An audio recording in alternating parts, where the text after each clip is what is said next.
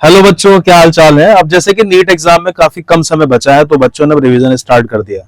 तो एक डर खौफ से दिमाग में रहता है कि ऐसा ना हो कि हम फालतू चीजें पढ़ते रह जाएं और इंपॉर्टेंट चैप्टर्स या टॉपिक्स हमारे छूट जाएं। तो मैंने प्लान किया कि एक छोटी सी बात आपको बता दूं कि अगर आप इन चैप्टर्स को कवर कर लेंगे तो तकरीबन 60% पेपर आप कवर कर लेंगे। तो पहले आप बायोलॉजी की बात कर रहा हूं मैं, तो पहले जब आप रिवीजन स्टार्ट करें तो आप इन चैप्टर्स से स्टार्ट करें। मैं आपको दिखाता हूं कि पिछले 5 सालों में इन चैप्टर्स का क्या वेटेज रहा है।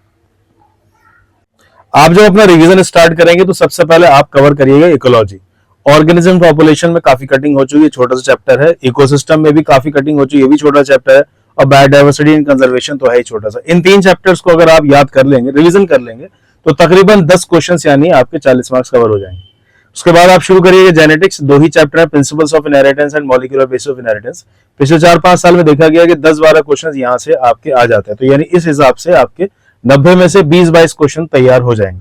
उसके बाद आपने करना यह है कि फिर बायोटेक्नोलॉजी का रिवीजन करना है। इसी में 2 छोटे-छोटे चैप्टर है, biotechnology principles and processes, biotechnology and application. इससे भी तकरीबन आपको 10 क्वेश्चन मिल जाएंगे। उसके बाद आप रिवीजन करिएगा सेल यूनिट का, जिसमें कि सेल चैप्टर है, सेल साइकिल, सेल डिवीजन और बायोमोलिक्यूल्स। इन 3 चैप्टर से भी तकरीबन 10-12 क्वेश्चन आपको मिल जाएंगे। उसके बाद आप पढ़िएगा ह्यूमन रिप्रोडक्शन, साथ में रिप्रोडक्टिव हेल्थ और ह्यूमन हेल्थ एंड डिजीज।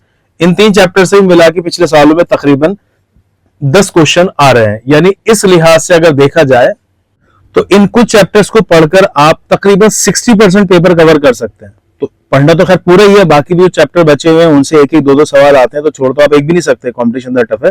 लेकिन जब आप रिवीजन शुरू करें तो आप पहले इन 60% पेपर को सिक्योर कर ले बायोलॉजी के, फिर बाद में बाकी का भी रिवीजन कर ले।